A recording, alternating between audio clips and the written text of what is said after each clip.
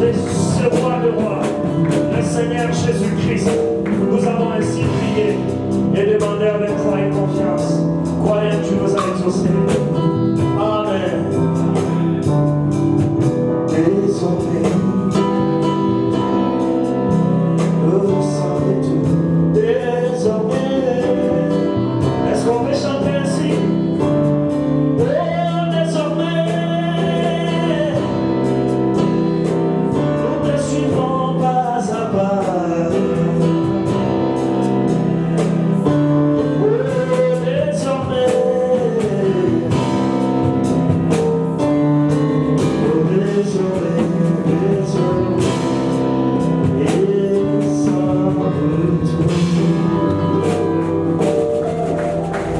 Applaudissons le Seigneur. C'est toujours un plaisir, un privilège de nous retrouver dans sa maison.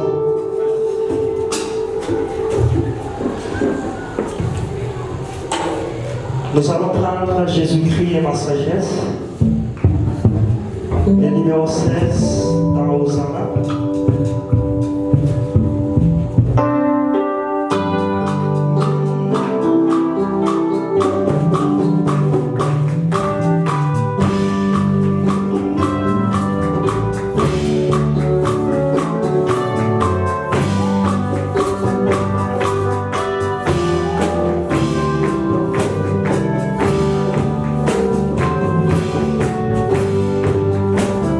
Jésus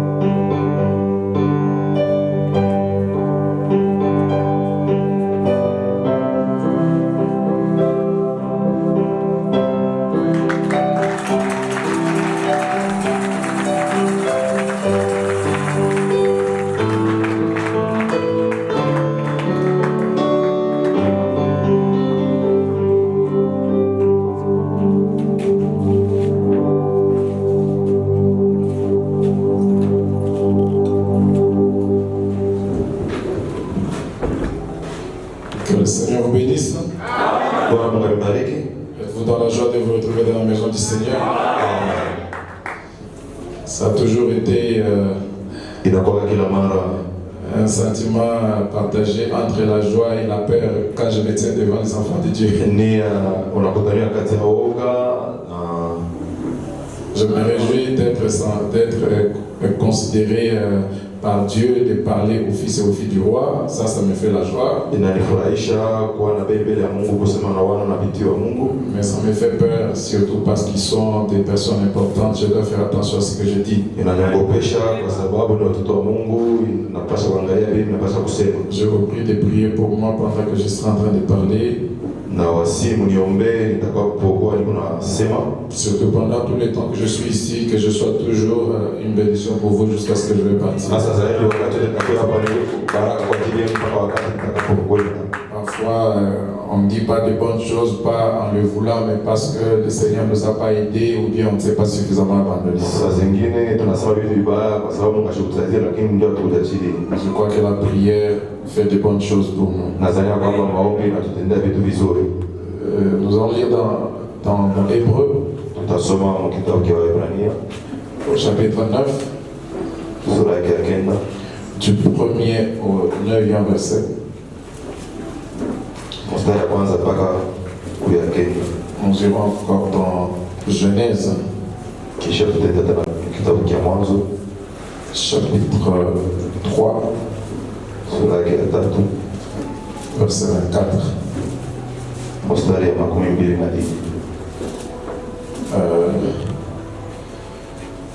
Peut-être que nous allons encore ajouter Acte chapitre 7.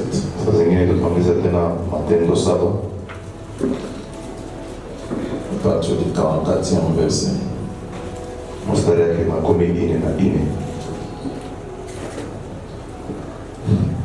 Hébreu chapitre 9, verset 1 à 9.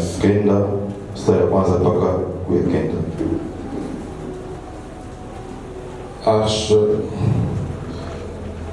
Ok, nous lisons. La première alliance avait aussi des ordonnances relatives au culte et les sanctuaires terrestres.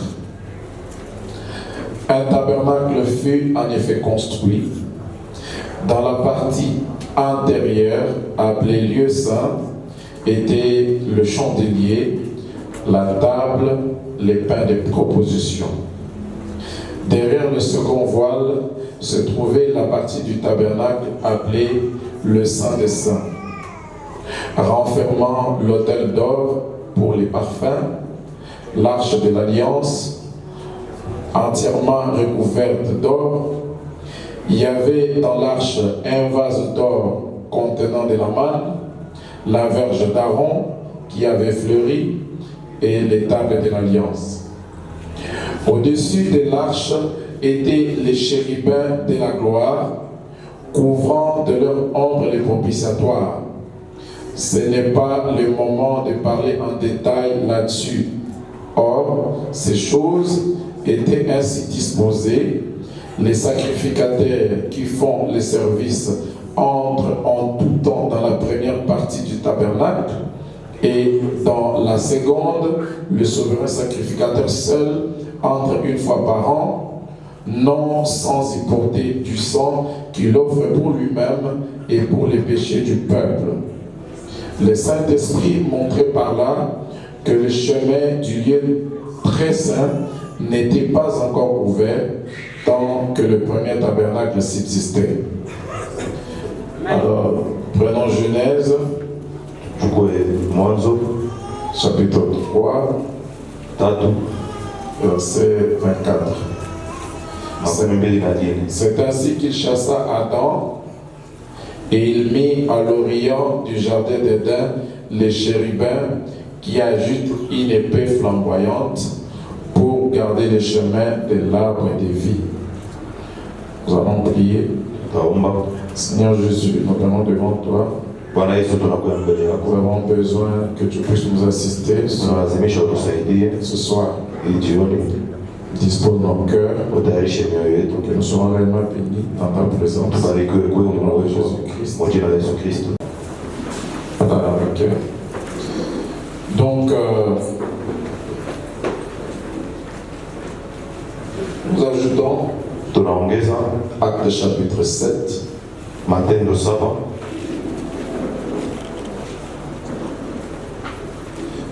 verset 44. makumi ine na ine. Nos pères avaient au désert les tabernacles de témoignage, comme l'avait ordonné celui qui dit à Moïse de le faire d'après le modèle qu'il avait vu. Et nos pères, l'ayant reçu, l'introduisirent sous la conduite de Josué dans le pays qui était possédé par les nations que Dieu chassa devant eux. Et il y resta jusqu'au jour de David. David trouva grâce devant Dieu et demanda d'élever une demeure pour le Dieu de Jacob. Et ses filles Salmon qui lui bâtit une maison. Mais les Très-Hauts n'habitent pas dans ce qui est fait de main d'homme, comme dit le prophète. Le ciel est mon trône et la terre est mon marchepied. Quelle maison me bâtirez-vous, dit le Seigneur, ou quel sera le lieu de mon repos? N'est-ce pas ma main qui a fait toutes ces choses? Que Dieu bénisse sa parole. Vraiment, il faut que ce soit Dieu pour m'aider à rassembler tout ça et trouver quelque chose qui peut bénir nos âmes. En fait, depuis un certain moment, nous constatons quelque chose qui se passe parmi nous les prédicateurs. Parfois, il nous arrive de prêcher sans un objectif précis. On prêche et puis j'ai toujours eu le souci de parler avec un objectif précis. Que quelqu'un sorte avec quelque chose qui peut bénir son âme. C'est ce qui me dérange un peu parce qu'aujourd'hui c'est une introduction. Je ne sais pas si je saurais faire quelque chose dans ce sens-là. Comme c'est un souci dans mon cœur, je crois que dans tout ce qui sera dit, quelque chose pourra toucher nos âmes. Amen. Ici, nous avons lu dans l'Ancienne Alliance comment était constitué le temple ou les tabernacles de l'Ancienne Alliance.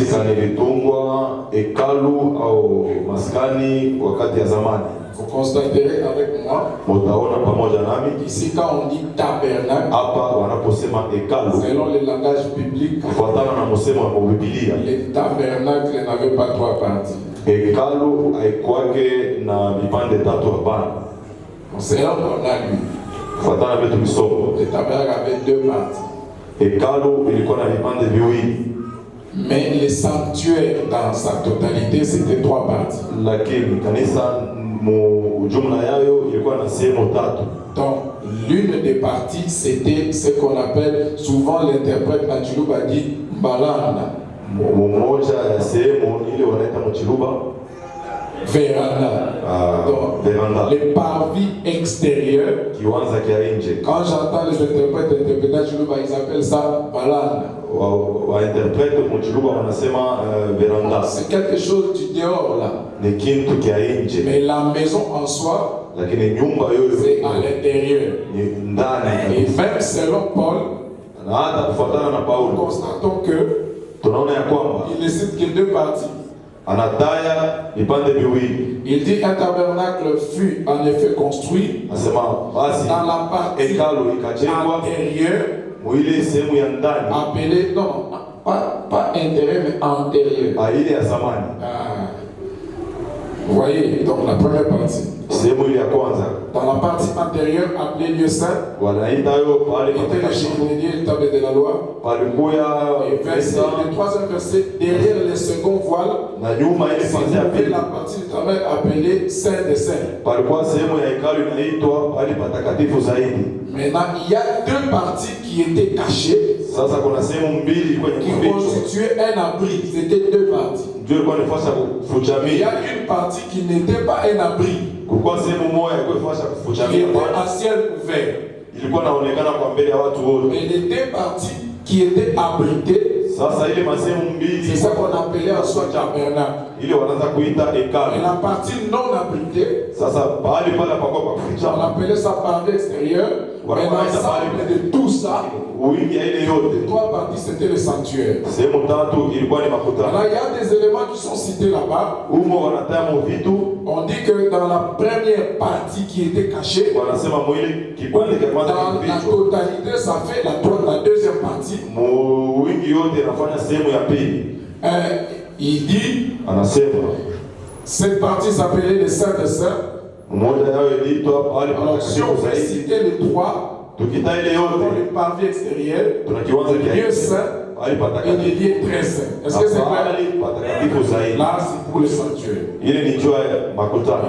Et maintenant, dans le lieu saint, Sasa pahali patakatifu il y avait le chandelier, palikuwa il y kinara, avait la table, palikuwa meza, il y avait des pains de proposition. kulikuwa mikate ya Et onyesho. dans le lieu très saint, Pahali patakatifu c'est zaidi la troisième partie du sanctuaire. ilikuwa kipande kia tatu kia ile hekalu. Il y avait ce qu'on appelait, ça renfermait l'autel d'or, Humo mulikuwa mazabao ya le dhahabu, parfait. Il y avait l'arche de l'alliance, kulikuwa sanduku ya entièrement agano recouvert d'or. yenye kufunikwa na Et il y dhahabu, avait dans l'arche na humo ndani ya un sanduku vase d'or contenant la manne. mulikuwa kitungi kia dhahabu, Il y avait la verge d'Aaron maana mulikuwa bakora Qui avait fimbo vu. ya Haruna yenye et les tables de l'alliance. na meza ya agano. Donc, je prends ici comme sujet Hapa sawa mahubiri, l'arche type de Christ. sanduku mfano ya Kristo. Le frère Branham a prêché ça Ndugu Branham alihubiri hiyo en parlant de l'arche de Noé.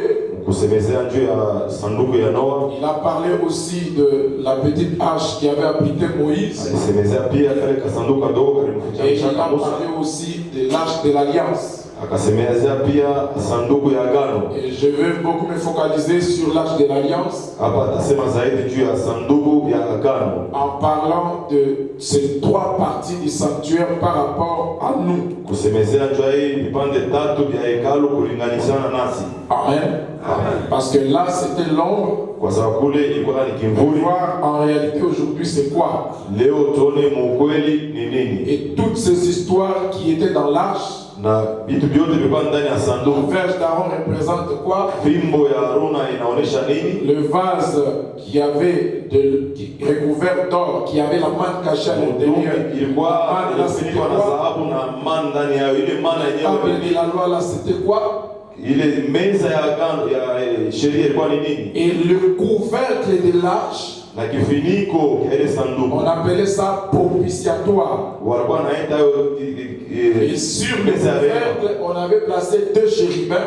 Na huko walitia makerubi mbili. Les deux chérubins là représentaient quoi? Ile makerubi mbili ilikuwa naonesha nini? Alors si nous pouvons étudier ces choses Basi tukaweza kufunda ile maneno yote, et voir comment les frères Branham actualisent ça par rapport à nous aujourd'hui, kuona vile ndugu Branham anaionyesha leo kulinganishana nasi. je pense qu'on pourra retirer de là beaucoup de bénéfices qui pourront nous aider. Nadhani humo tutatosha mafaida mingi inaweza kutusaidia. Donc la première partie du sanctuaire, Kipande ya kwanza ya hekalu on peut considérer comme si c'est une parcelle, une clôture. tunaweza kuiona sawa lupango, Faisons comme une clôture comme ça. tuifuatule mwili na mona sawa C'est lupango à ciel ouvert. iko wazi. Et maintenant, Na sasa il n'y avait que deux parties qui étaient cachées, qui étaient couvertes. ni vipande viwili vilikuwa vyenye kufichwa, vyenye kufinikwa. Ça c'est parvis extérieur. Ile ni kiwanza kia Ça nje, c'est lieu saint. pale Ça pahali c'est lieu patakatifu, très saint. pale ni pahali patakatifu zaidi. Donc, maintenant Paul en parlant, Sasa Paulo mkusema lui n'a pas cité ça. yeye akutaye ile hapana, Mais pourtant ça existe. japo C'est qui ilikuwa fait droit. ile Paul en nafanya parlant ici seulement le lieu saint et le lieu très saint. Paulo anataja tu pahali patakatifu na Est-ce que c'est patakatifu clair? zaidi.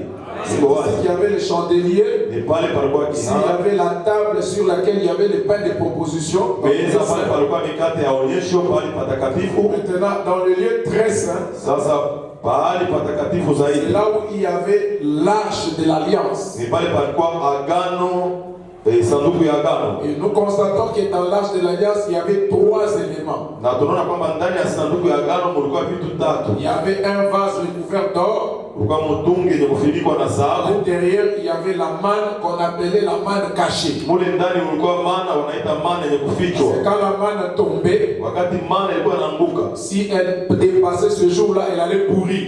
kama inapitisha ile siku ilipasha Et kuuza, on ordonna à Aaron de prendre wakamuria Haruna apate kuchukua dans leur mesure là. mkile kipimo yapo. Aaron a pris 3 pintes et demi de manne. Alichukua 3 binti ya na nusu ya mana Et il a placé dans ce vase-là. na kaitia ndani ya ile mtungi. Alors cette manne-là était conservée, elle ne pouvait pas pourrir. Na ile mana waliichunga mnamna kusema Parce qu'elle isioze était dans la hapa, présence de la gloire de la kwa Shekinah. sababu ilikuwa muwepo ya utukufu ya Shekina. Amen.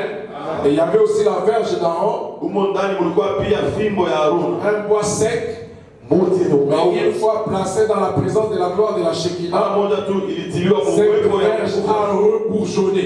ile muti ikatoa tena majani. Amen. Et il y avait aussi l'étable de la loi. Na mulikuweko pia meza ya sheria. Et quand on dit l'étable de la loi, Naposema meza ya sheria, ce n'était pas 3, 4, 5 tables, ilikuwa meza tatu, c'était 2 tables de la loi. ilikuwa ni meza mbili ya sheria. Une seule la loi, une seule loi de Dieu, Sheria moja tu ya Mungu, mais fendue en 2. lakini wanaipasua na vipande viwili. Est-ce que vous suivez? Une seule parole de Dieu, Neno moja ya mais elle Mungu, était écrite sur 2 morceaux de pierre. lakini baliandika hayo kwa mawe mbili. C'était dans l'arche. Ilikuwa ni msanduku. Et si nous pouvons dessiner l'arche ici, Na kama tunaweza kufuatula ile ash hapa, vous allez me supporter. mutanivumilia yako. Supposons que l'arche était comme ça. Tuseme sanduku ilikuwa mwili namuna. La Bible enseigne que Biblia inafundisha kwamba la hauteur de l'arche urefu kwa ile sanduku était d'une coudée. ilikuwa ya kude moja Et la largeur aussi na bufupi d'une coudée. ya kude moja. Maintenant, la longueur de l'arche Sasa urefu wenyewe wa ile était de sanduku 2 coudées. ilikuwa na makude mbili. Dieu voulant, à partir du dimanche, on pourra découvrir une coudée, c'est combien de mètres? Muyenga kama Mungu anapenda tutavumbula ile kude ni metre Si ngaso. on découvre ça, peut-être ça pourra nous aider. Kama tunavumbula ile inaweza kutusaidia. J'ai appris par des anciens Nilipata habari kupitia wazee de ce message, wazee wa hii ujumbe, entre autres mon pasteur Justin Joly. hasa katikati yao Pastor Justin Joly. Et dernièrement, j'ai entendu le pasteur Life dire ça. Na hapo kwa wakati mrefu nilisikia Pastor Life anaisema Il naye, dit, vous ne pouvez pas bien prêcher le message si vous ne connaissez pas la Bible. hauwezi kufundisha ujumbe mzuri kama haujui Biblia. Hapana. Et nous avons beaucoup de problèmes ici Na hapa tuna parce tatizo mingi, qu'on court directement dans la brochure kwa sababu kwa haraka tunaenda mahubiri sans savoir ce que la Bible dit au sujet de ce que le prophète dit bila là. kujua nini Biblia inasema kuhusu ile mahubiri. Alors on va dessiner une chèvre, une vache en train de brouter l'herbe au-dessus Utafuatula d'un manguier. mbuzi eko na kulia mayani yule ya mti ya embe. Le frère Branham, c'est un prophète biblique. Na ndugu Branham ni nabii mwenye kusimamia Biblia. Le travail des Éphésiens 4 aujourd'hui, Na kazi ya Waefeso 4 leo, quand le frère Branham fait une déclaration, kama ndugu Branham anasema kitu il doit fulani, courir dans la Bible wanapaswa kukimbilia pour Biblia trouver où est-ce que Branham a pris na ça. kupata. Branham mwenyewe aliipata Je wapi? crois avec pleine conviction Na mimi na hakikisho yote ya kwamba chaque déclaration de frère Branham mambo yote ya ndugu a Branham un verset biblique. inasimamia Biblia. Même si je n'ai pas encore vu ça, Hata kama je bado crois que ça existe quelque part. ya kwamba iko Un jour, je découvrirai ça. moja nitaivumbulaka. Amen. Donc, je ne veux pas parler de l'arche Sitasema juu ya d'une sanduku. manière historique seulement. Sawa tu habari njoo. Je pense que ça ne va pas vraiment nous aider. Nadhani kwamba haitatusaidia hapana. On doit commencer dans l'histoire. Tuanzie Et puis kwanza voir kwa historia. comment les frères maintenant actualisent ça. Kisha kuona namna gani tu Branham Dans la anaifanya mambo prédication de ya la leo. structure d'un homme parfait, Ndani ya mahubiri kipimo ya mtu mkamilifu. au paragraphe 47. Nukta yake 47. Donc aujourd'hui, nous allons essayer de prendre cette même clé pour révéler les chemins qui permettent de devenir Leo un chrétien vertueux. jaribu kuchukua ile fungulo moja ile tafunula njia inaruhusu kuya Mkristo wa kweli wa nguvu À la stature de Dieu. mkipimo kia Mungu. Cela à être un tabernacle vivant Kuwa hekalu yenye kuwa hai afin que le Dieu vivant y habite. ili Mungu mwenye kuwa hai apate Donc kuishi. selon Frère Branham, Maana yake kufuatana na ndugu Branham il voudra nous enseigner atataka à kutufundisha comprendre que ce tabernacle kuelewa kwamba ou hii ce hekalu sanctuaire qui avait trois parties. au kanisa yenyewe ilikuwa na vipande tatu. Une partie qui était visible, Kipande kile kilikuwa wazi, qui n'était pas ouverte, haikuwa kenye kufunikwa qui hapana. pouvait être mouillée par la pluie, Kile kinaweza kulobanishwa na qui mvua, pouvait être brûlée par le soleil. iliweza kuchomwa na jua, Mais il y avait deux autres parties lakini kulikuwa masehemu qui ingine étaient couvertes. yenyewe ilifunikwa. Et toutes ces trois parties, Na ili mavipande yote tatu c'était des parties inertes, vilikuwa ni vipande bila uzima, des parties qui n'ont pas de vie. vipande bila havina na uzima. Frère Branham veut nous amener Ndugu Branham anataka à comprendre kupeleka que ce tabernacle, ce sanctuaire de l'ancienne alliance, kuelewa kwamba hii hekalu ya agano la c'était le kale type d'un sanctuaire vivant, ilikuwa ni mfano ya hekalu yenye kuwa hai, qui est l'être humain que nous sommes. yenye kuwa mwanadamu yenye tuko. Comme là-bas, le sanctuaire avait trois parties. Sasa vile kule kanisa ilikuwa na Une vipande partie qui était au clair du soleil ou de la lune ou qui pouvait être mouillée par la pluie ou vipande brûlée par le vilikuwa soleil. mbele ya Mais jua deux autres parties qui étaient couvertes. na sehemu ingine mbili. Exactement, c'est l'être humain Kweli kweli ni mwanadamu qui a trois parties. mwenye kuwa na vipande Il y tatu. a le corps Kuna mwili qui est le parvis extérieur. ilikuwa kiwanza kia nje, Le corps n'est pas couvert. mwili haifiniko ya Vous paa. êtes exposé, tout le monde voit ton corps. Huko mbele ya watu wote Vous êtes là, wanaona vous voyez mon corps. vile muko pale, mnaona mwili yangu. Mais il y a deux parties de mon être Sasa kuna vipande viwili vya mtu qui sont couvertes, vyenye kufinikwa qui ne sont pas visibles par vos yeux. ili haiwezi kuonekana kwa macho yenu. Hapana. Est-ce que vous suivez? Amen. C'est l'esprit Ni roho et l'âme. na mutima. Ça, le parvis extérieur, c'est le corps Kiwanza kia nje ni mwili, qui peut être vu par tout le monde. ile watu wote wanaweza kuona, Mais l'esprit, lakini roho c'est ça le lieu saint. ndio pahali patakatifu. Mais le lieu très saint, Sasa pahali patakatifu zaidi c'est l'âme, ni mutima, là où il y a à l'intérieur du cœur.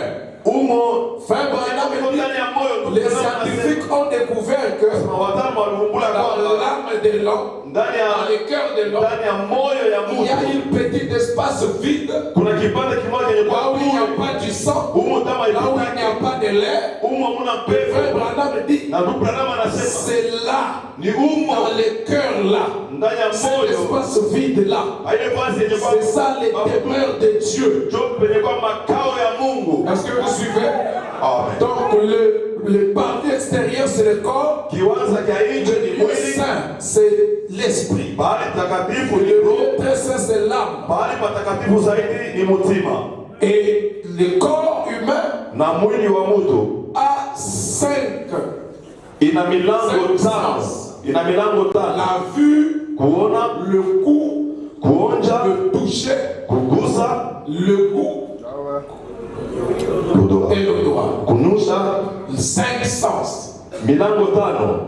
Et l'esprit aussi Na roho nayo a 5 sens. ina milango tano: Les imaginations, kufikiria kwa les vitu passions, vya kushikia la shikia, mémoire, ukumbusho, la conscience, zamiri, la pensée, fikara, ce sont les éléments de l'esprit. ndio vitu vinatazamia roho. Et l'âme Na mutima n'a qu'un seul sens, mais qui a des signes.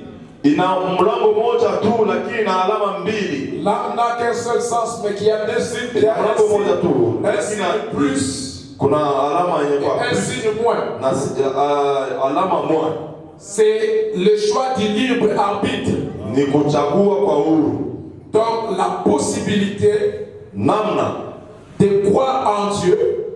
ya kuamini Mungu. Quand c'est positif, donc vous croyez en Dieu. Kama iko positif, maana yake unamwamini Mungu. Et une foi négative, c'est l'incrédulité. Imani mubaya ni kutokuamini. Donc quand vous refusez Dieu, Ukimkatale vous Mungu, refusez la parole de Dieu, unakatala neno la Mungu. la décision provient du cœur, de l'âme. Mpango inatokea mumoyo Donc vous mzima. pouvez soit accepter Dieu. Au unamwamini Mungu, C'est la foi positive. ni imani. Vous rejetez Dieu, c'est une foi négative. Unakatala Mungu ni imani mubaya. Donc selon Frère Branham, Maana yake chaque fois que Frère Branham parle du tabernacle, kila mara Branham anasema juu ya c'est hekalu, en rapport avec l'être humain qui a trois parties, inganishana na mwanadamu qui est le véritable tabernacle de Dieu. kwa hekalu ya kweli ya Mungu.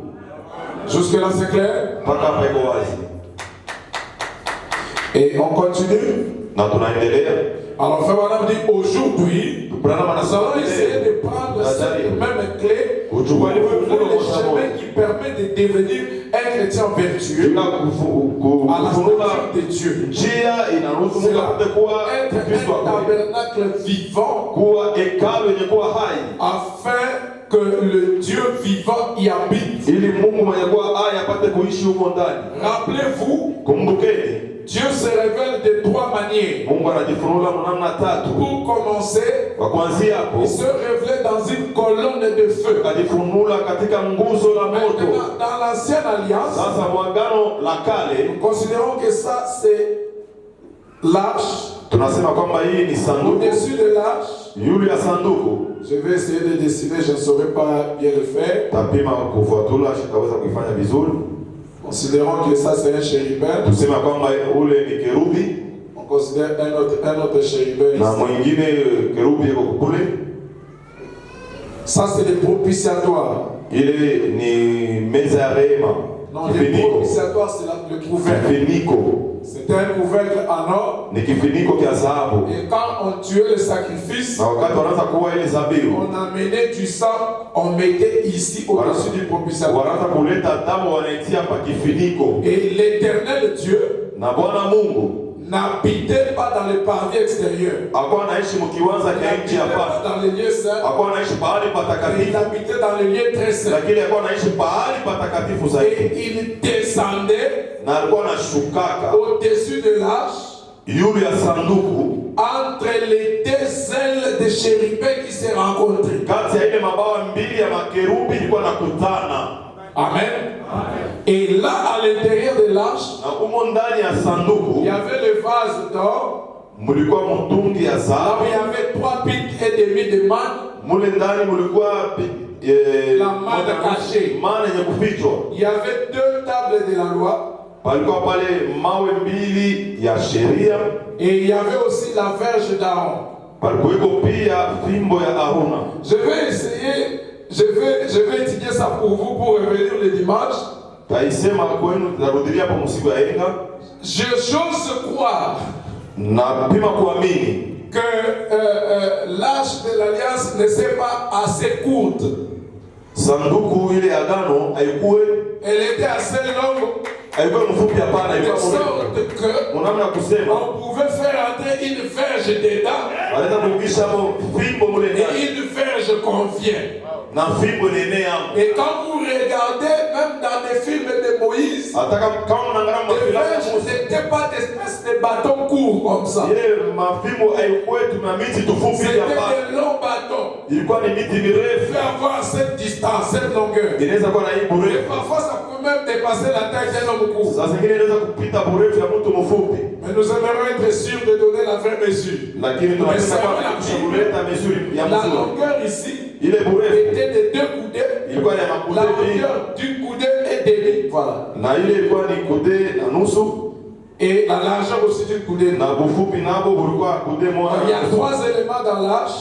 Vitu tatu ndani ya sanduku: La verge, fimbo, la manne qui a, le vase qui avait la manne cachée mtungi ilikuwa na mawe yenye kufichwa et deux tables de la loi, na mawe mbili et ya sheria. au-dessus de l'arche, Na yule ya sanduku deux chérubins makerubi mbili dont les ailes se rencontraient, ambao mabawa ilikuwa nakutana, et l'Éternel na Bwana descendait alikuwa anashukaka entre les deux chérubins ici sur le kati propitiatoire, ya wale makerubi mbili kwa sous yule la forme de la colonne de feu. katika umbo ya nguzo la moto.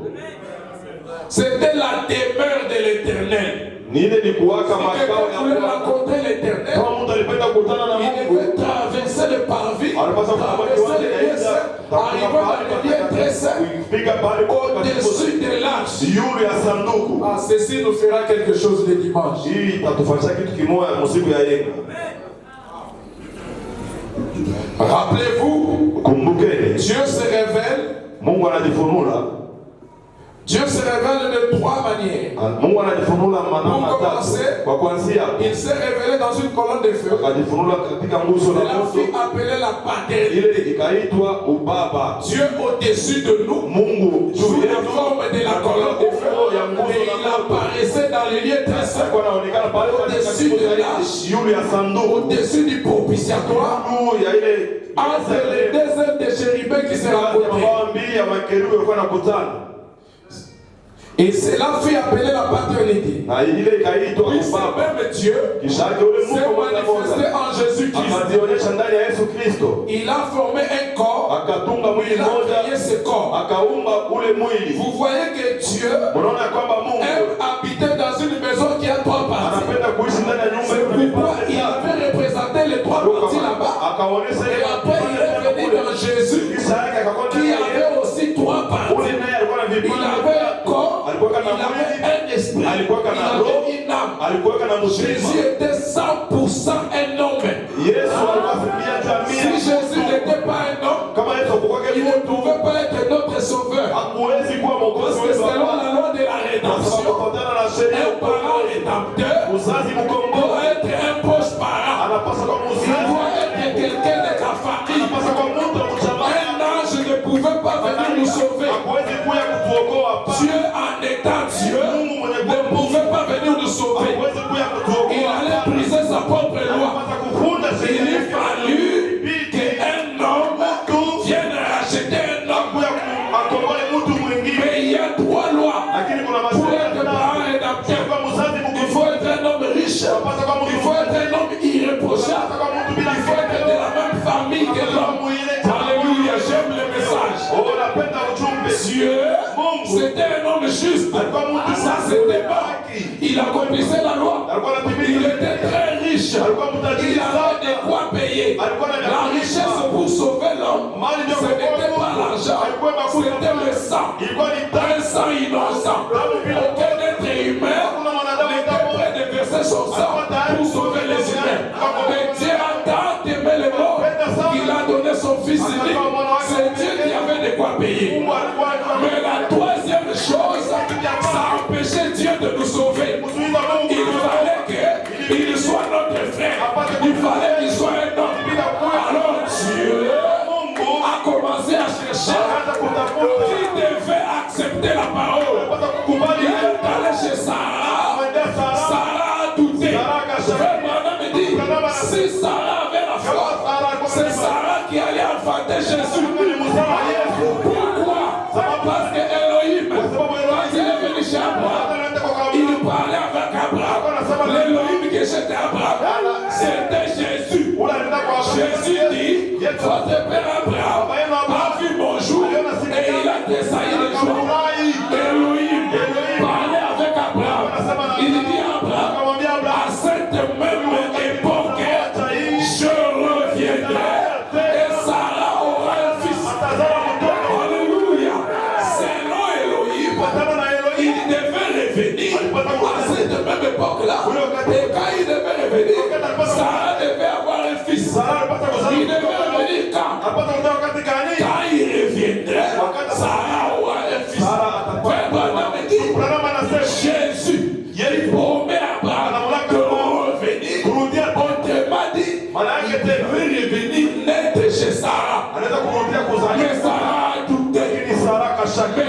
promesse ne faillit jamais.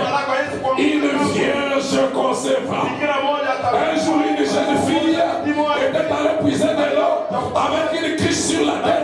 Pendant qu'elle rentrait, elle rencontra un ange. Je vous salue Marie, pleine de grâce. Le Seigneur est avec toi. Elle a dit ça se fera comment? Je ne connais point d'autre. Mais il a dit, je suis la servante du Seigneur, qu'il me soit fait selon ta parole. Il est vrai que le péché est entré à travers la femme, mais il est aussi vrai que le salut du monde est entré à travers la femme. Il n'y a pas de femme ici. Il n'y a pas de femme ici. Si la femme n'était pas là, nous ne serions pas sauvés. Alléluia. Amen. Et Marie a cru. Na Maria akaamini. C'était le deuxième temple de Dieu. Ilikuwa ni hekalu ya pili ya Mungu. Un corps a été créé dans le sein de Marie. Mwili mmoja kaumbiwa mfuko ya Maria. Ile nayo ilikuwa na vipande tatu. Amen. Amen. Il a crié corps. Akaomba troisièmement. Ya tatu, par la mort de ce corps, kupitia lufu ya ile mwili, il a sanctifié une église akatakasa kanisa moja dans laquelle il peut habiter. Ndani yayo anaweza kuishi. Donc là-bas dans l'ancienne alliance, c'était Dieu au-dessus de nous. Ilikuwa ni Mungu yulu yetu. En Jésus, ndani ya Yesu, c'était Dieu avec nous. Ilikuwa ni Mungu pamoja nasi. Est-ce que vous comprenez? Unaelewa? Et maintenant, c'est Dieu en nous. Ni Mungu ndani yetu. Le même Dieu. Ule Mungu moja moja. C'est pourquoi si quelqu'un prêche la divinité, il limite ça dans ce corps-là.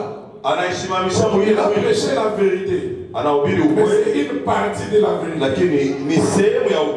Parce que Dieu est parfait en toi. Ça c'est vrai. Très bien, très bien, très bien. Ça c'est vrai. Au deuxième paragraphe, paragraphe 52. Maintenant, nous allons étudier sa parole. Étienne a dit dans Actes chapitre 7. Et aussi, lisons dans cela. Nous parlons de bien. Nous parlons d'un tabernacle de Dieu. Étienne a dit, étant donné que cela va être un tabernacle vivant de Dieu vivant. Mungu alisema ndani matendo. Acte 7. Stefano alisema matendo 7. Verset 44. Kuanzia Nos pères avaient au désert le tabernacle du témoignage. Baba zetu walikuweka mjangwa na hekalu ya ushuhuda. Ordonné celui qui dit à Moïse, c'est le modèle qu'il a vu. Ndani ya Musa apate kuifanya kufuatana na mfano aliona. Je crois que c'est ce qu'on avait lu. Na mimi nakwamba ndio tulisoma. Et à la fin on dit, na kumwisho les héros n'habitent pas dans des maisons faites de mains d'hommes. Aliye juu aishi bana ndani ya vitu vilivyopangwa na mikono ya wanawake. 53. Nukta yake 50. Maintenant, sasa, eh bien un tabernacle. Hekalu. Bien sûr. C'est un endroit où nous allons nous reposer. Ni vazi humo tutapumzikia. Pour y trouver de la fraîcheur. Kwa kupata baridi. Comme les repos que nous procure le sommeil. Et maintenant, dans Hébreux chapitre 10, verset 7, Paul introduit cela. C'est pourquoi Christ entra dans le monde. Tu n'as voulu ni sacrifice, mais tu m'as formé un corps. C'est quoi un tabernacle maintenant? Un corps. Ni mwili moja. Dieu Mungu tabernacla dans un corps. Akiishi ndani ya mwili moja. Amen. Amen. Donc Jésus était le tabernacle de Dieu. Alikuwa ni hekalu yake Mungu. Donc la partie qui commence à partir du corps jusqu'à mwili mpaka humo ndani. C'est ça le tabernacle. Ndio hekalu hii. Mais la partie qui est dehors ici, ikipande kenye kwa nje, c'est l'une des trois parties du sanctuaire. Ni moja ya vipande tatu ya kanisa. Est-ce que c'est clair?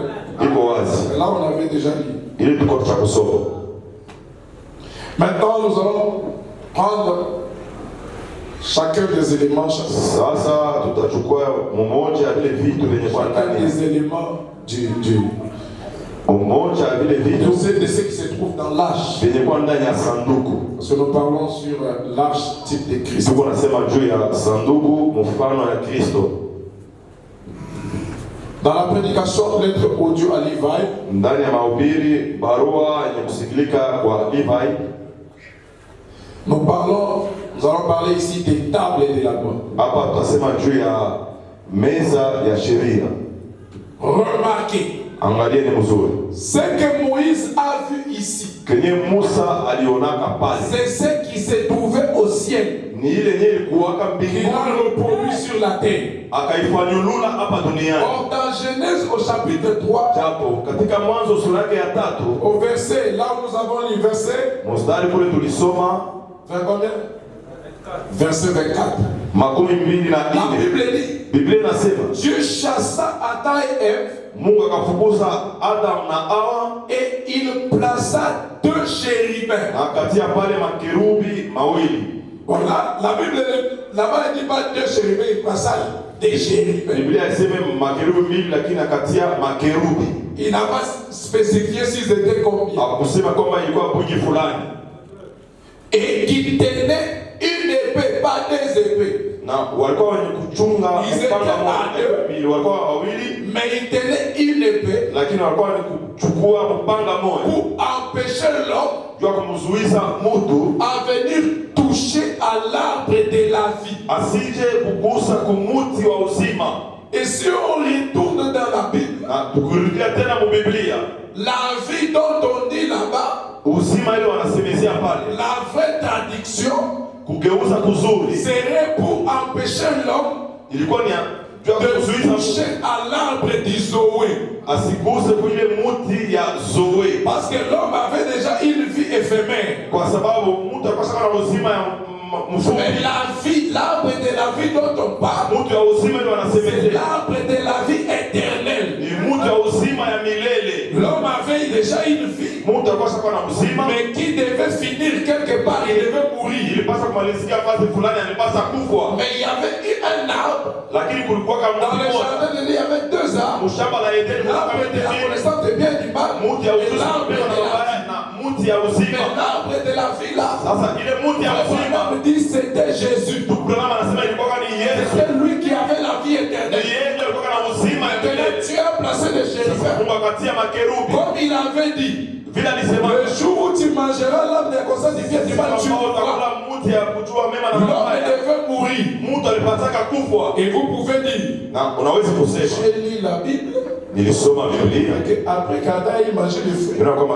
baada ya Adam il a continué à vivre. matunda aliendelea na Il kuishi, a enfanté Caïn. akazala Il a Kaina, eu encore Abel. akapata tena Comment Abeli. vous pouvez dire qu'il était mort ce jour-là? Namna gani mlisema Il est alikufa ile mort siku, le jour même. akakufa ile siku Ce ile, n'était pas le jour des humains, haikuwa siku ya watu, c'était le jour de Dieu. ilikuwa ni siku yake Mungu. Selon Dieu, Kufuatana na Mungu, un jour c'est 1000 ans. siku moja ni Quand vous faites miaka 1000 ans, elfu. Unapofanya Dieu miaka considère que vous n'avez fait qu'un jour. juu ya Mungu ni siku moja, Et Adam na Adam est mort dans l'intervalle de 1000 ans. alikufa katikati ya miaka Il n'a elfu. pas atteint 1000 ans. Akufikia Il est mort à 900 et quelques. alikufa 900 et quelques. elfu Donc moja. il n'a pas totalisé une journée devant Dieu. Il est mort ce jour-là. Akuonyesha siku mzima mbele ya Mungu. Mais s'il avait mangé, Kama alikulaka, s'il avait continué kama aliendelea à avoir accès à l'arbre de la vie éternelle, kufika kumuti, il n'allait pas mourir. angelikufa hapana. Et qu'est-ce que Dieu a fait? Mungu alifanya nini Pour que Adam meure, ili Adam Dieu akufe? a placé deux chérubins Mungu akatia makerubi mbili pale avec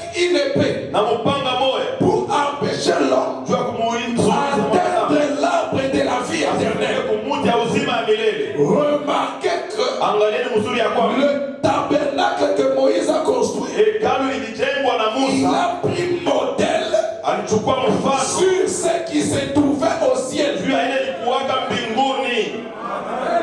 Si au ciel, Kama il y kumbingu avait deux chérubins kulikuweko makerubi qui mbili, empêchaient wale walikuwa wanazuia à l'homme mtu d'arriver dans le lieu très saint, asifike pahali d'arriver dans la présence de Dieu. asifike muwepo wa Mungu. Sur la terre placé deux chérubins. Musa katia makerubi mbili. Rentrons là dans Hébreu. Turudie mu Waebrania. Au chapitre 9. Sura yake ya kenda. Remarquez ce qu'il dit. Angalieni kile wanasema. On explique tout ça. Wanafasiria On explique les deux chérubins. Wanafasiria makerubi mbili. Arrivé au verset Kufika 6. mstari yake ya 6. Verset 25. Au-dessus de l'arche étaient les chérubins de la gloire. Yulu ya sanduku palikuwa makerubi ya De leur ombre les propitiatoires. wakifunika na kivuli yao kifiniko. Ce n'est pas le moment de parler en détail là-dessus. Haiko wakati ya kuingia manukta yote juu ya Verset 6. Or ces choses japo vile vitu étaient ainsi disposées. walivitayarisha mwili na Les moyo sacrificateurs qui font le service entre wakuwale wenye kufanya kazi dans la première partie du tabernacle wanaingia wakati wote kwenye hekalu ya kipande cha kwanza cha hekalu, et dans le second le souverain sacrificateur seul entre, na mkipande cha pili walikuwa peke yake, alikuwa anaingia mara moja kumwaga, non sans y apporter du sang. lakini pasipo kupeleka Il moyo offre pour, c'est pas vrai, pour ile anatolea juu yake mwenyewe na et le dhambi ya watu. Saint-Esprit monté par là Na Roho Mtakatifu alikuwa anaonyesha kupitia ile que le chemin du lieu très saint ya kwamba njia ya bahali patakatifu zaidi n'était pas encore ouvert ilikuwa bado hayafunguliwa tant que le premier tabernacle subsistait. wakati ambao hekalu ya kwanza iliendelea kuwako. Quand on voyait ça Wakati walikuwa naona ile avec un voile ici, na panzia pale un autre voile ici, na panzia ingine pale et ici à l'intérieur, na huko ndani la manne cachée à l'intérieur, maana ya kufichwa et huko ndani au-dessus ici, na huko yulu avec deux chérubins. na makerubi mbili, Cela montrait que ilikuwa naonesha kwamba le chemin du lieu très saint njia ya bahali n'était patakatifu pas encore ouvert. ilikuwa bado hayafunguliwa. Ah, c'est vrai. Pourquoi? Sababu Parce gani? que Moïse Kwa sababu a représenté ce qui était au ciel. alionyesha yeye ilikuwa mbinguni. Les deux chérubins Wale wakerubi wawili barraient les chemins. walifunga njia Et cela sur la na terre. hapa Aussi longtemps qu'on était dans l'ancienne alliance, yote tulikuwa mwagano la kale. Dieu était au-dessus des gens. Mungu alikuwa yulu ya Le watu. Dieu très saint Ule Mungu mtakatifu sana n'était pas dans le cœur de l'homme. bado hayaingia ndani ya moyo wa mtu. Il a fallu que Jésus vint, Ilibidi Yesu qu'il mourut sur la croix. akufe Et quand il msalabani. est mort, le Alipokufa voile du temple s'est déchiré de en bas hekaluni pour montrer que ikatoka juu mpaka pas seulement les souverains sacrificateurs, mpaka kuhani mkubwa. tout le monde Watu a wote le droit d'entrer, wanaruhusa ya traverser tout ça, arriver ici. kufika huku. Et je vous dis, Na niko na pas niambia seulement arriver ici, hapana kufikia tu kule. ouvrir les propitiatoires. Fungula Et quand vous ouvrez les propitiatoires, kile kifuniko. remarquez, Angalia les deux chérubins wale étaient makerubi sculptés sur les propitiatoires. waliwatunga yulu ya kifuniko. Les propitiatoires, c'est les couverts. Kifuniko ile Si vous enlevez les propitiatoires, fungula kile vous kifuniko. enlevez aussi les deux chérubins. Pia makerubi Alors le chemin est ouvert. njia iko Vous wazi. pouvez entrer Unaweza et kuingia manger la manne qui était cachée. mali na ilikuwa ni kufichwa. Alléluia. Amen. Mais quand c'était encore comme ça, Lakini kama vinaendelea kuwa mpaka vile, ça montrait que le chemin n'était pas encore ouvert. ilikuwa inaonyesha kwamba bado njia ilikuwa hayafunguliwa. Vraiment. Vraiment. Ça, c'est Est-ce que vous aimez les prophètes? Tunampenda nabii.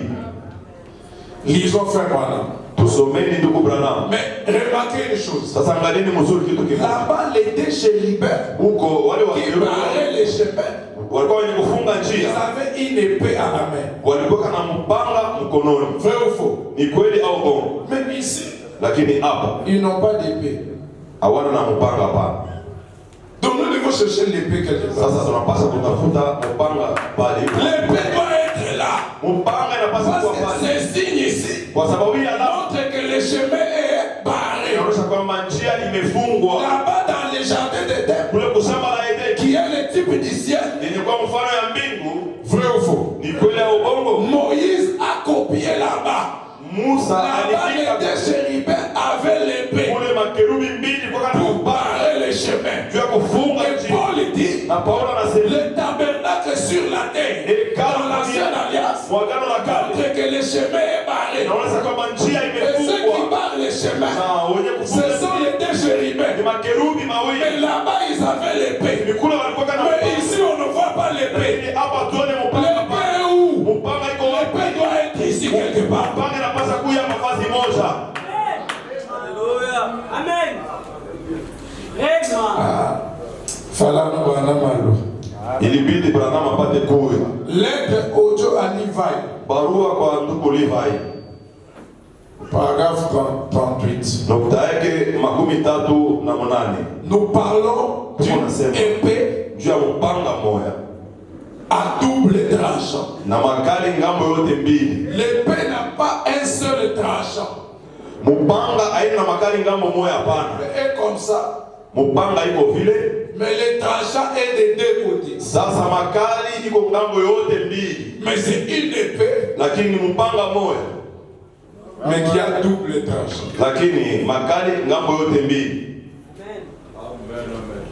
Et puis, Kisha environ un mois avant cela, karibu mwaka moja kabla ya ile, comme je pensais, sawa vile nilikuwa j'interromps mon sujet ici juste une minute. nasimamisha kwa mahubiri yangu hapa. Quand je pensais que je venais là pour être tué, Sawa vile nilizania kwamba nilianza kwenda kule ili wapate kuniua. j'étais là au Sabino Canyon, Asubuhi moja nikapanda kule kusabinio kanyon pour prier. ili nipate kuomba. Et vers 10 heures du matin, Na saa asubuhi j'étais kabisa en train de prier Dieu, nilikuwa nikimuomba Mungu, les mains levées, mikono yenye tout kunyanyuliwa au sommet de ces montagnes, kumchongo ya ile et milima parmi les rochers. katikati ya Je miamba. demandais au Seigneur Nilikuwa namuomba de Mungu m'aider et anisaidie de me préparer na au anitayarishe cas où je devais mourir. kama tu niliweza kufa. Quelque chose était arrivé, Kitu kimoja il y a eu kilifanyika. une déflagration.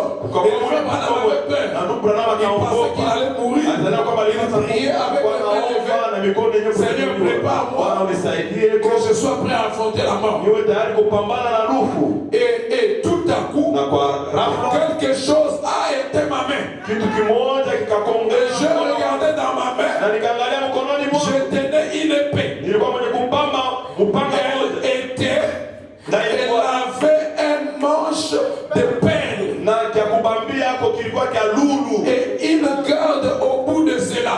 Na kia kulinda kule. Et c'était une garde pour protéger la main. Na ilikuwa nafasi ya kukingia Et la mkono. lame était comme de l'argent pur. Na ile chuma Et plutôt elle brillait plus que cela. ilikuwa na ngala kuliko ile. Elle étincelait au soleil. Ilikuwa na ngala kujua. Et c'était une épée. Na ilikuwa kama mpanga moja. Je la tenais dans ma main. Nilikuwa mwenye kuibamba Et je ne mkono. savais pas ce que cela Na signifiait. sikujuake maana yayo.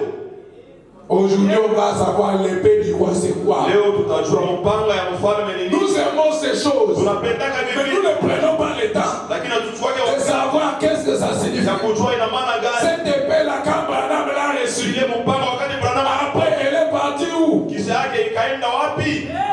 Peut-être qu'elle est rangée quelque part. Labda inasimamia fasi fulani. Peut-être on a placé ça quelque part. Labda walitia fasi fulani. Qu'on prenne pour nous une photo ou bien qu'on filme ça pour nous. Watuchukulie picha, wachukue filamu. Depuis que nous en parlons, Kama tuko na nous isemi. ne disons pas aux gens, Atuambie wapi. après ça c'est parti où? Baada ya ile ikaenda wapi?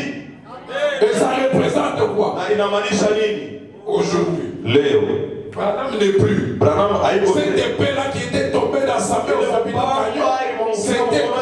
Et maintenant elle est où? Na sasa iko wapi ile mpanga yenyewe? Dieu n'a pas deux, trois, quatre, cinq épées. Mungu ana mipanga mbili tatu. Dieu a seulement une seule épée. C'est le même épée qui était là-bas, qui empêchait l'homme d'arriver dans les liens très saints. C'est la même épée qui a parcouru les âges. Mpanga moja moja ilivuka vizazi na vizazi. Et ici, nous devons voir l'épée. Tunapaswa kuona mpanga Parce que kwa sababu quand le tabernacle était là, wakati kale l'homme n'avait pas le droit Mungu d'entrer dans la présence de ya Dieu. kuingia C'est muwepo wa seulement les souverains sacrificateurs ukuhani mkubwa. qui représentaient Jésus. Ule alikuwa mfano Mais ya quand Yesu. Jésus est mort, Wakati Yesu maintenant il a ouvert. sasa akafungula. Nous parlons de l'épée ici. Tunasema juu ya mpanga hapa. Vraiment. Ça c'est vrai. Je la tenais dans ma main. Je Nilishika ne mkono savais pas ce que cela signifiait. maana yayo. Parce que nous aussi, on doit continuer à manquer de savoir ce que cela signifie. Tutaendelea kukosa kujua Nous, maana on hiyo. doit le savoir. Tunapaswa kujua hiyo. Parce que Branham l'a su. Kwa sababu Branham Il alijua. faut qu'il nous le dise. Inabidi atuambie. Il ne va pas parler Sauti moja ikasema nani? dans les parois du canyon disant Mwile mifereji ya ile kanisa ceci ikisema. c'est l'épée du Seigneur. Hii ni mpanga ya Bwana. L'épée du Seigneur. Ule mpanga ya Bwana. Pas l'épée d'un Seigneur, Sio mais mpanga ya Bwana. l'épée du Seigneur. Ni mpanga ya Bwana. Et puis je n'arrivais donc pas. Ke basi C'était l'épée du roi. ni mpanga ya mfalme. Pas un roi. Hapana mfalme Pas mmoja. l'épée d'un roi. Hapana mfalme, mpanga ya mfalme Du roi. ya ule Et mfalme. puis cela a disparu. Kisha ile Nous ikapotea. devons savoir que c'était une vision. Ilikuwa ni onyo. Cette épée-là avait disparu. Ye mpanga ikapotea. Elle n'existe pas. Haiko Si elle existait physiquement, kama ilikuwa kako unaigusa le hivi. pasteur Life nous aurait filmé ça. Pastor Life alipasa kutuchukulia picha Parce qu'il yayo était parti là-bas. kwa sababu aliendaka kule. Il n'y a pas une épée comme ça. Haina mpanga Qui s'habille au canyon qui est rangé quelque part. wanaiweka fasi moja. Ça n'existe pas. Haina kwa vile hapana.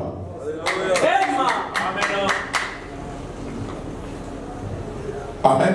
Amen. Et la chose a alors quitté ma main. Na kile kitu kikatoka mkononi mwangu. Et plus tard, Na nyuma yake je me tenais là, je me suis dit, nilisimama pale nikasema ndani ya qu'est-ce? ni nini? Alors la voix du Seigneur m'a parlé Sauti disant, ya Bwana ikasema nami ikisema. je pensais à un roi Nilikuwa nafikiria mfalme mmoja armant, un chevalier avec l'épée. akipatia askari moja yule farasi na mpanga. Peut-être, mais Ilikuwa ni c'était un rappel. ilikuwa ni ukumbusho. C'était la parole du Seigneur. Ilikuwa ni neno la Bwana. C'est comme une épée. Ilikuwa Mais madame dit, cette vision-là, ile onyo c'était un rappel. ilikuwa ni Dieu ukumbusho. lui rappelait. Mungu alikuwa Et anamkumbusha Branham, tu ne dois pas avoir peur de la mort. aupase kuogopa Tu as la kufa. parole dans ta main. Uko na neno mkononi mwako.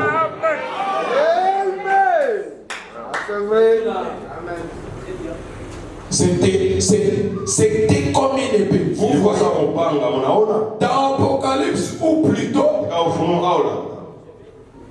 je veux dire dans Hébreu 4, Mwaebrania hii la parole de Dieu est plus tranchante neno la Mungu qu'une ni makali épée sana à deux tranchants. kuliko mpanga ya ngambo yote mbili. Mnaona? Dieu lui a expliqué la vision. Mungu akamfasiria ile onyo. Nous ne permettrons plus à personne Aturuhusu tena kwa de Mungu nous expliquer les histoires de Frère Branham. atufuasilie Que mahistoria. Frère Branham lui-même nous dise qu'est-ce que ça signifie. Kama yeye mwenyewe atuoneshe maana yayo. L'épée que Dieu lui a fait toucher dans la vision Mpanga ile Mungu représentait la parole qui était dans sa vie. ilikuwa ni neno, ilikuwa maisha yake. Et encore maintenant dans Hébreu. Twendeni sana sasa mwa Waebrania. Ça c'est vrai. Ah, je continue. Le paragraphe là n'est pas terminé. Ile nukta ya kumalizika. Il est un peu en bas. Monte au-dessus. Et c'est ça. Nani? La parole placée dans ma main droite. Neno lenye kutiliwa mkononi mwangu wa Et kuume les visions.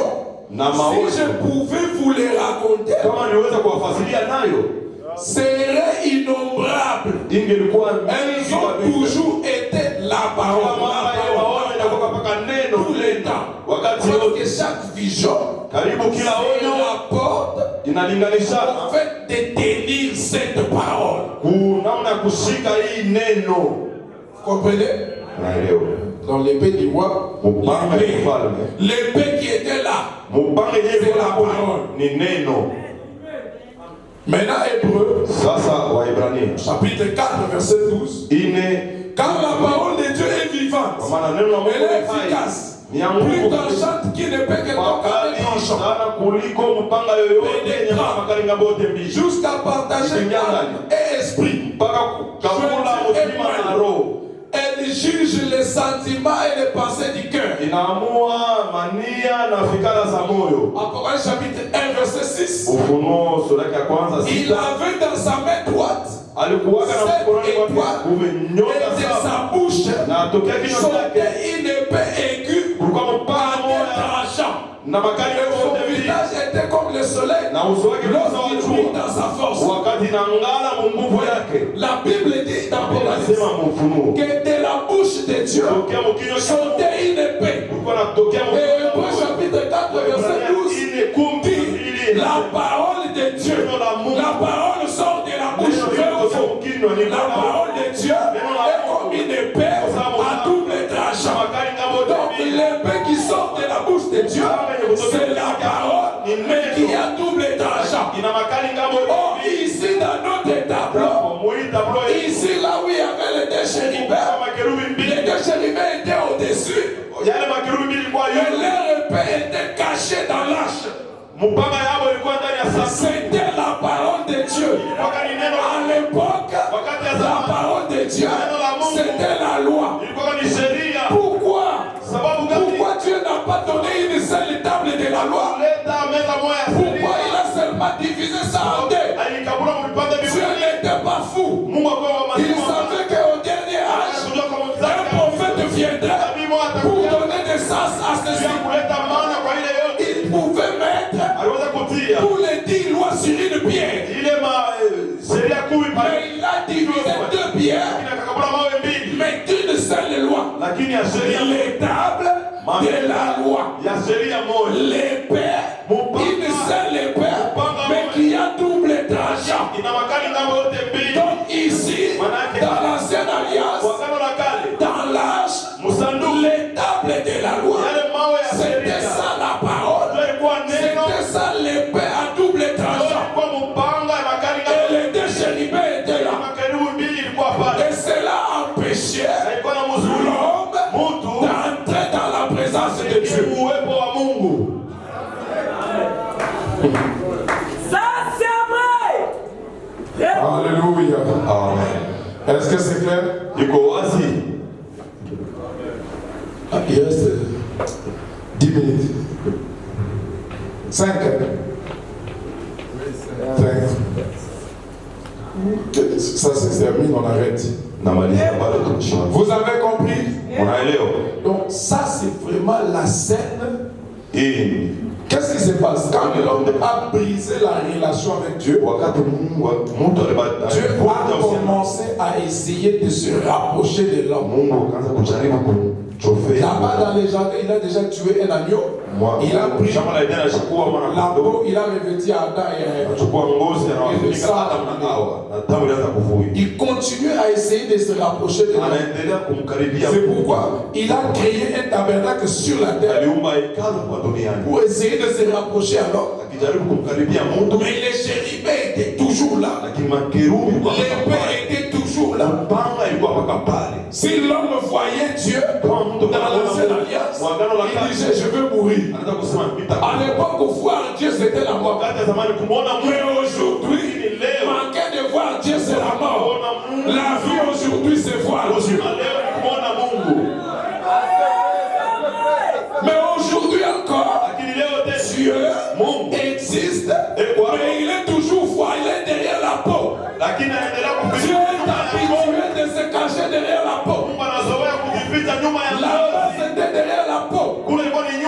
C'était quelle sorte de peau? C'était des peaux. C'était pas la peau d'un éléphant. Ce n'était pas la peau d'un lion. Ce n'était pas la peau d'une baleine. Dieu, pour faire les voiles, il est allé chercher des petits animaux qu'on appelle des bléaux. Des animaux qui sentent très mauvais. Et des tout petits animaux. Oh, quel grand travail c'était.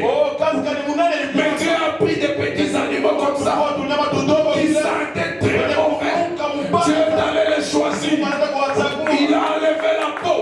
Il a dit Moïse, prends la peau seulement de ces petits animaux. Ensemble cela, fais-moi le voile du temple. Dieu n'a pas choisi de grands éléphants. Il n'a pas choisi de grandes baleines. Mais Dieu a choisi des petits animaux inutiles qui sentent mauvais. Abraham me dit des petits animaux, des peaux de blaireau, c'est qui? Cette fille-là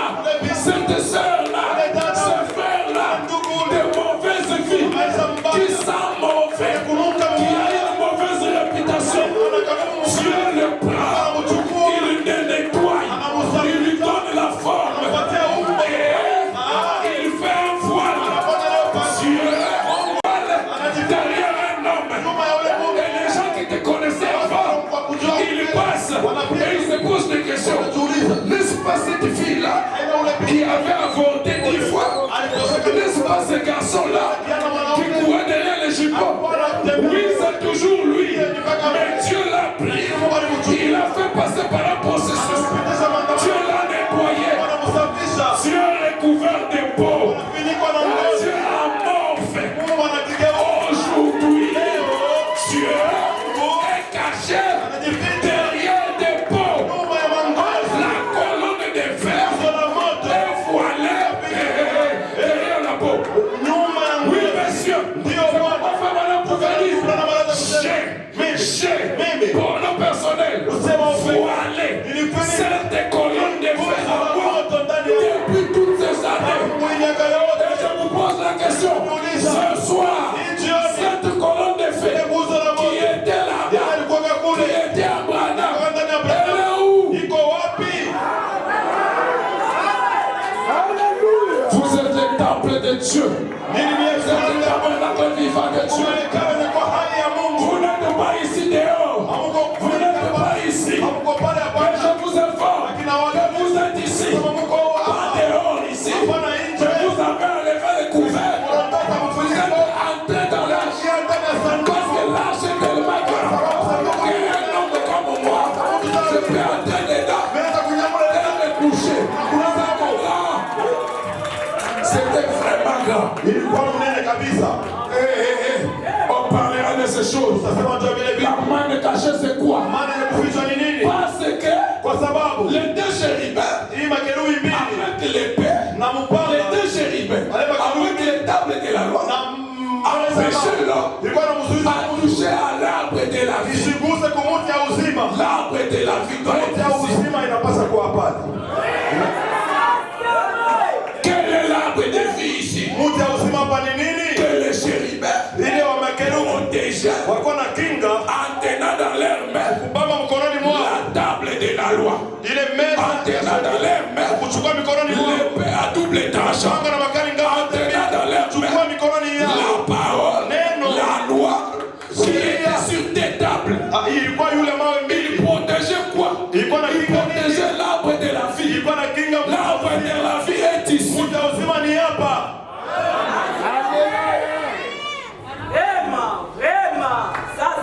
Est-ce que quelqu'un peut céder à Dieu son corps? Dieu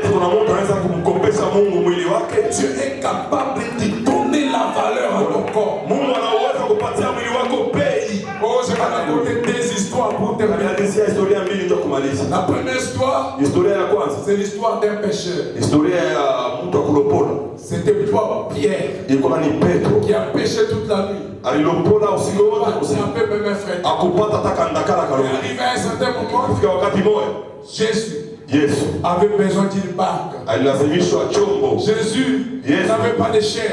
Il lui a dit, je veux prêcher.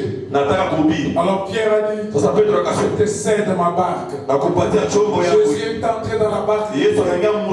Il a prêché, il a gagné les âmes. Quand vous prêtez à Dieu quelque chose, Dieu vous donnera au-delà de ce que vous aviez.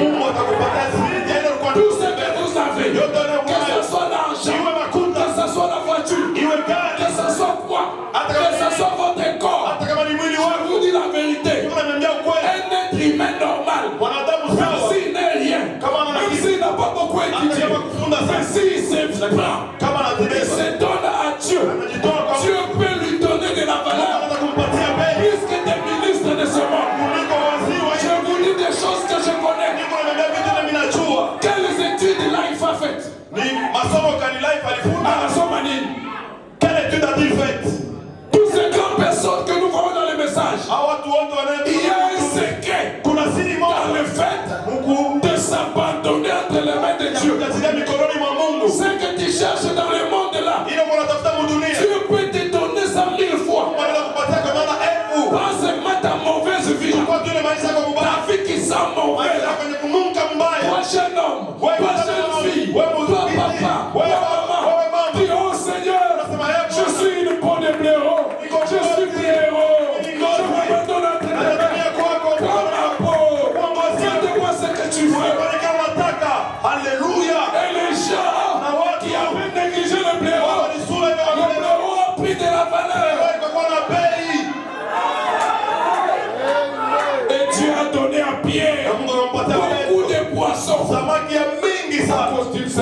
qu'il lui avait donné. Et frère Branham, dans la prédication sur ta parole, il raconte l'histoire d'un petit garçon. Il avait quelques poissons et quelques pains. Frère Branham dit, ça ne suffisait même pas pour les nourrir lui. Oh là là, C'était très insignifiant. Alors, il y avait un problème. Les gens étaient dans le besoin. Oh, je vous dis, peut-être qu'un jour on en parlera.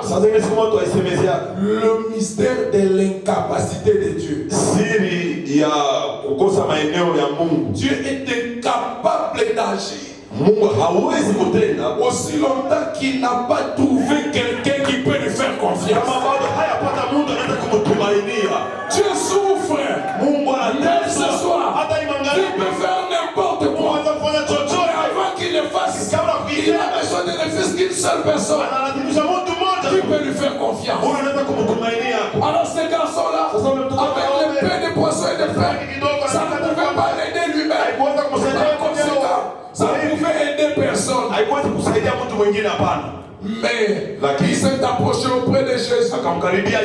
Quand on a donné à Jésus ces petites portions de pain et de poissons, frère Branham dit, le petit garçon a regardé Jésus. Jésus, je crois que tu peux le faire. Frère Branham dit, grâce aussi longtemps que cela restait entre les mains de l'enfant, c'était insignifiant. Mais quand cela a quitté chez l'enfant et est allé chez Jésus, c'est devenu nombreux au point que lui-même avait mangé, il était rassasié et il a donné aussi aux autres. Essayez de vous abandonner à Dieu, de vous donner à Dieu. Votre vie qui n'a pas de sens, votre affaire qui ne prospère pas, va prospérer. Je me souviens de Mephibosheth. Non, je me souviens de cet homme. Obed-Edom. L'arche de l'Alliance a passé nuit dans sa maison. Quelque temps. Et après, il est devenu riche. Dieu, avec son arche, a besoin d'un tabernacle. Là où il peut entrer et habiter. Donnez à Dieu votre cœur. On dit, si tu donnes à Dieu ton cœur, qu'est-ce que l'argent? Tu peux donner facilement l'argent à Dieu. Tu peux facilement contribuer pour la construction. Tu pourras facilement payer la dîme. Tu pourras facilement donner des offrandes d'action de grâce. Tu pourras facilement acheter les costumes à ton pasteur. Pourquoi pas une parcelle? Pourquoi pas une voiture? Le problème avec les croyants aujourd'hui, c'est qu'ils n'ont pas encore donné leur âme à Dieu. Si tu donnes à Dieu ton âme, il n'y a rien de plus grand que ton âme. Certes, il a un homme de gagner le monde entier. Il perdait son âme. Que Dieu nous aide ce soir à nous abandonner à lui. Il peut faire de nous plus que ce que nous sommes ce soir. Que le Seigneur vous bénisse.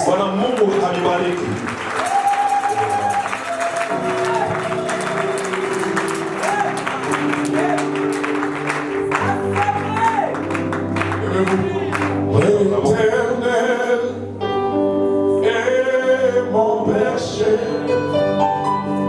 est mon berger, je ne manquerai de rien. il est tout pour moi.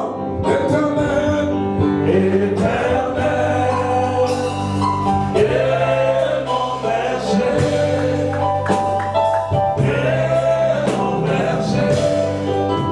je ne manquerai de rien. oh quand je vois,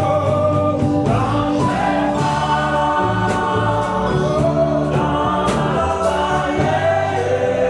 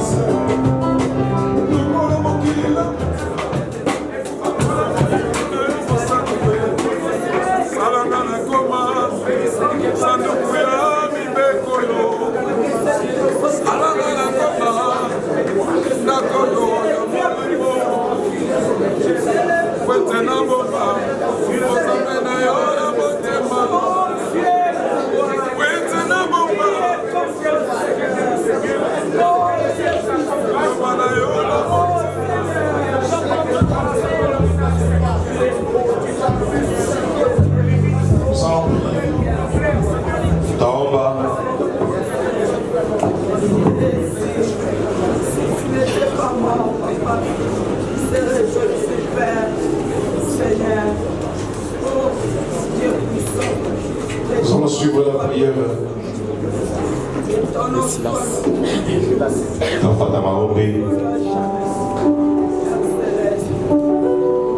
Que ce soit la prière de chacun de nous.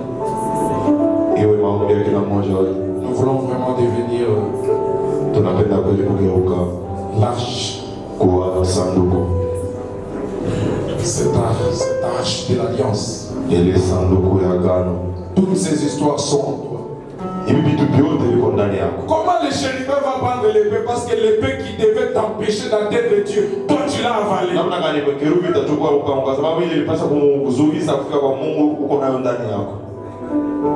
Cette épée, c'est la parole. L'épée du roi est ici. Maintenant, on peut partir avec la parole.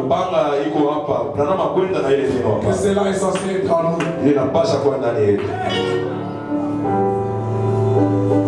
Seigneur Jésus, nous te disons merci pour cet après-midi. Sois béni, sois loué, Père. Tu es le grand Jéhovah. Tu es celui qui nous a nourris ce soir, Père. Nous manquons encore te retourner au retour. Dieu d'amour et Dieu de miséricorde. Nous avons vu, Père, mon Dieu, mon roi, que cet arbre de vie qui était protégé autrefois, afin que personne ne s'approche, aujourd'hui l'arbre est dans notre portée, Père. Afin que quiconque s'approche aura la vie éternelle. Dieu d'amour et Dieu de miséricorde. Nous te demandons tout simplement une chose. Prends tout un chacun de nous, laisse-lui se plonger dans cette arche, afin qu'il ait réellement la vie, Père. Dieu d'amour et Dieu de miséricorde. Laisse que ton épée qui est ta parole, Dieu Tout-Puissant, soit réellement, mon Dieu, mon roi, notre guide de partout, Saint de miséricorde. Prends notre âme, prends notre être, prends tout ce que nous sommes, Seigneur, à ton service, mon Dieu, mon roi.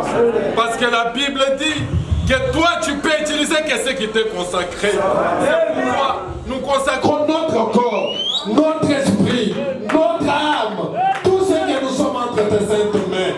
Dieu d'amour et Dieu de miséricorde. C'est là que nous serons une église moderne. C'est là que nous serons les fils modernes. C'est là que nous serons, nous serons des filles modèles, Père. Dieu d'amour et Dieu de miséricorde. Nous avons entendu, Seigneur, qu'inutile de chercher l'élévation dans le monde. La formule est simple.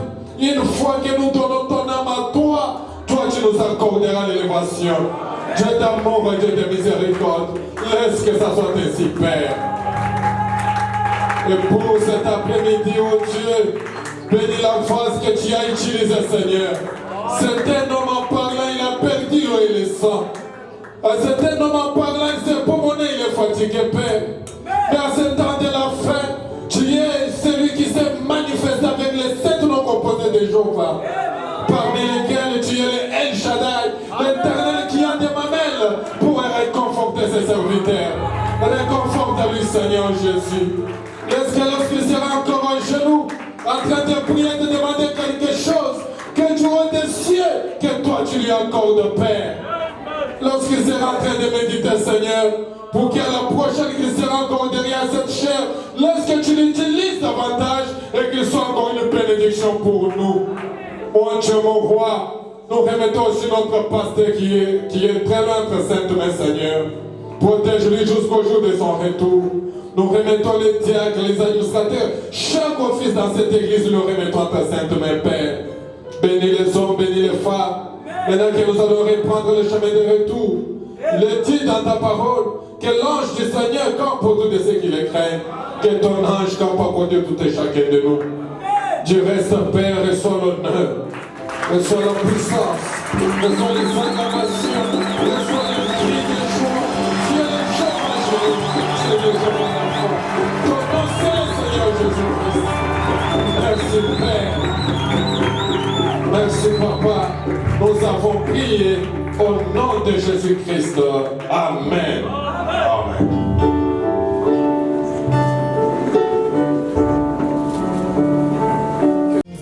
Pour garder tout ce qui t'appartient.